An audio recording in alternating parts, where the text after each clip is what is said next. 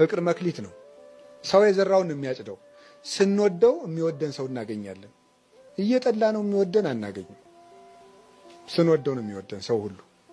ስለዚህ ፍቅር መክሊት ነው። ክርስቶስ የሰጠን መክሊት ነው። ለሰው ልጆች ብቻ ነው ደግሞ የተሰጠ።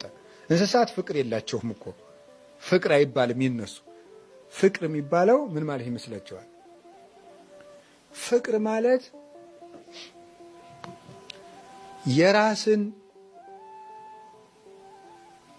ሐሳብ ክዶ ለሌላው መኖር ነው። ፍቅር ማለት ለሌላው መኖር፣ መልስ የማይፈልግ ስጦታ ማለት ነው። ፍቅር ማለት መልስ የማይፈልግ ለደናደራችሁ እግዚአብሔር ይመስገን ባይመለስለት የማይቀየም ማለት። መልስ የሌለው ስጦታ መስጠት ፍቅር ይባላል።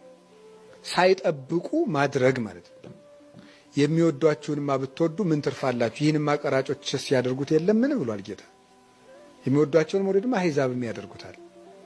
እናንተንስ እላችኋለሁ ጠላቶቻችሁን ውደዱ፣ የሚረግሟችሁን መርቁ፣ ለሚያሳድዷችሁ ጸልዩላቸው፣ የሰማይ አባታችሁ ለክፎችም ለደጎችም ዝናብን ያዘንባል ፀሐይን ያወጣልና ብሏል።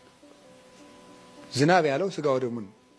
ለክፎችም ለደጎችም ሥጋውን ደሙን ሰጥቷቸዋልና በእንቢተኝነት ቀረባቸው እንጂ ብሎ እናንተም እንግዲህ ርኅሩኆች ሁኑ በሰማይ ላለው አባታችሁ ልጆቹ ተሆኑ ዘንድ ብሏል። ስለዚህ ፍቅር ማለት እሱ ነው። ፍቅር ማለት ልዩነትን አቁሞ አንድነት ላይ ማተኮር ነው። እንደሱ ነው።